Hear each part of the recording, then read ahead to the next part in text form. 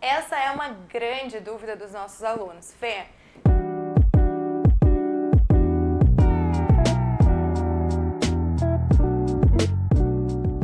fiz uma elastografia e fiz um ultrassom modo B no meu paciente.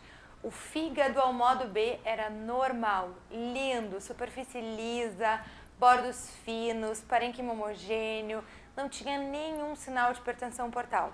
Quando fui fazer a elastografia, me aparece uma fibrose grau 3 e às vezes é o mesmo caso com uma fibrose grau 4 ou cirrose. Isso é possível? Será que eu errei o meu exame?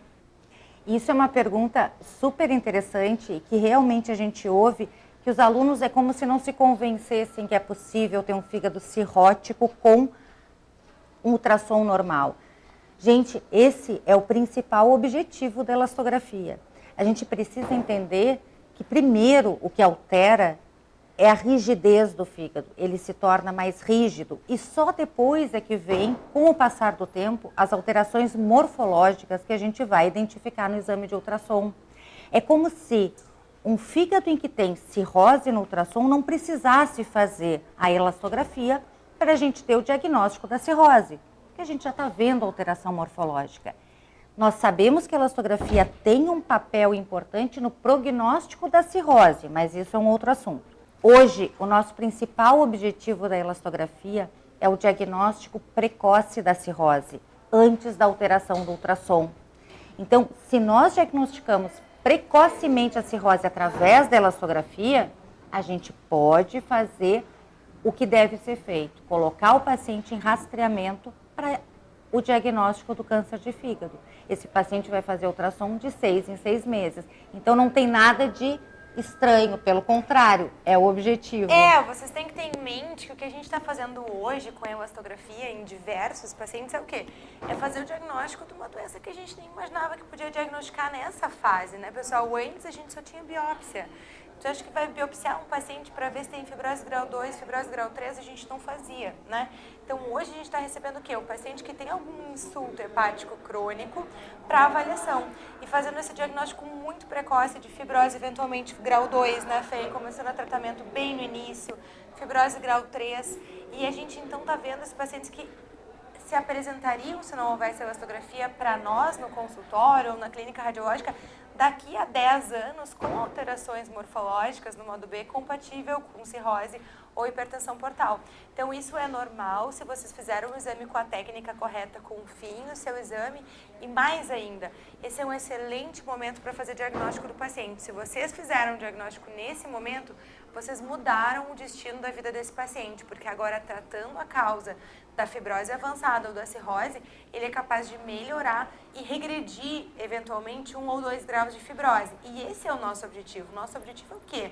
Diagnosticar quem está em risco, ou seja, quem tem fibrose, e evitar que ele se torne um cirrótico num futuro próximo. A elastografia é, por isso, né, Fê, a ferramenta mais importante para o hepatologista no tratamento das doenças crônicas do fígado.